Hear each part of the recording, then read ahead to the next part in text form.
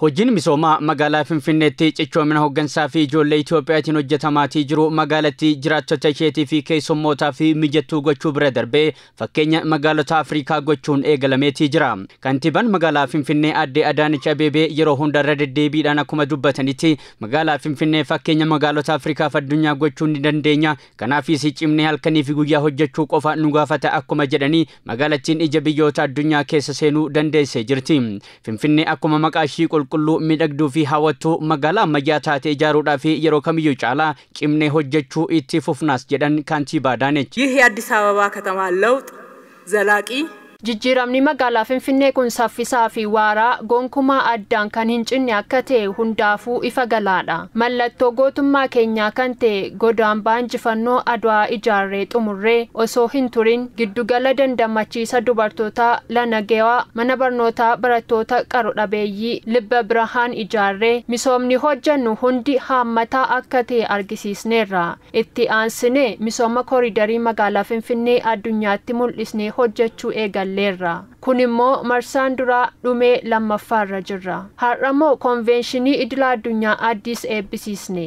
Finfinnee akkuma maqaa ishee miidhagduu qulqulluuf hawwattuu jiraattotaaf keessummootaaf mijattuu taatee fi hojii magaalaa ammayyoofte gochuu eegallee cimsinee itti fufna. Kantiibaa Adaanech yeroo gabaabaa keessatti misooma lakkoofsaan hedduudhaa fi ashaaraa dhaloota egereef darbu hojjechuun akka danda'ame ibsanii jiru. Hojiin misooma magaalaa Finfinneetti hojjetamu deeggarsaa fi hordoffii ministeera muummee Dr. Abiy Ahmedis kan qabu yommuu ta'u, ministeerri muummee Dr. Abiy sirna eebba jiddugala konvenshinii idil addunyaa addis yeroo eebbisanitti misoomni raajii ta'e magaalaa Finfinneetti hojjetamee fi ammaas itti fufee jiru kuni ogummaa qabeenya kutannoo fi tokkummaa ijoollee Itoophiyaatiin kan milkaa'e akka ta'e dubbatanii jiru. በምንሰራቸው ስራዎች ውስጥ ወጣት ወንድና ሴት ኢትዮጵያውያን በሚያስደንቅ ብቃት hojii hojjennu keessatti dargaggoonni fi dubartoonni Itoophiyaa dandeettii nama dinqisiisuun qabeenyaa fi sammuu akkasumas kutannoo hojii Itoophiyaanotaan ni hojjetama jedhamee kan hin yaadamne hojjetanii nutti agarsiisaa jiru. Kontiraaktaroonni haaran dhagaa baatanii halkanii fi guyyaa hojjechuun biyya mataa ol qabachiisaa jiru. Dubartoonni osoo nafin guyyaa qofa osoo hin taane halkanis hojjetanii seenaa barreessaa jiru. Abbootiin qabeenyaa biyya kanaa duraanii gamoo tarreessuu maallaqa tuulachuuf biyyaa baasuun dhama'u. Har'a waan argatanirraa misooma keessatti hirmaachuun biyya ofii boonsaa jiru. Kanaafuu galatoonfachuutu nurra jiraata. Hojiin misoomaa kun addunyaa raajesuu kan eegale yommuu ta'u, Pirezidaantiin Afrikaa Kibbaa Cyril Ramaphosanis qopheessummaa Afrikaa Kibbaatiin magaalaa Johannesburgitti yaa'ii garee 20 yookaan G20 geggeeffamuuf haalduree qophii magaalattii ilaaluudhaaf yeroo garasitti imalan ergaa dabarsaniin magaalli Johannesburg Finfinneerraatii barachuu qabdi jedhanii jiru.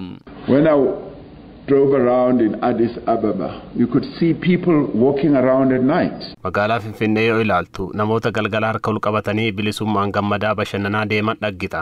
Kun maaliif yoo ta'e jettan magaalattiin qulqulluu fi miidhagduu. Magaalaan tun carraa daldalaa fi investimentii adda addaa qabdi. Kanattu mootummaa fi lammiileen biyyattii biyya fi akka jaalatan godhe. Kanaafuu Johannesburg akkas miidhaguu qabdi. Street holding hands, loving each other but loving the city as well. Johannesburg used to be like that. Finfinneen magaalaa qulqulluu fi haalaan hawwattuu tahuu eeranii magaalaa ofii haala sanaan midhagsuudhaa fi jaalalli biyya ofii haalaan murteessaa tahuu Ramaphosaan himanii jiru. Pirezidaantiin Afrikaa Kibbaa Cyril Ramaphosaan kanaafis hojiin achitti hojjetame Finfinneen magaalaa carraa addaa qabduu fi sochii daldalaa fi investimentiitiif filatamtuu akka taatu ishee dandeessisaas jedhanii jiru. Pirezidaantichi yeroo Finfinnee dhufanitti magaalattii daawwatanii qufuu kan dadhabanii fi garaa isaanii keessatti biyya ofiitti deebi'uudhaan akkuma Finfinnee magaalota isaanii misoomsuudhaa fi kan hawwan akka ta'e haasaa magaalaa Johannesburgitti taasisaniin dubbatanii jiru.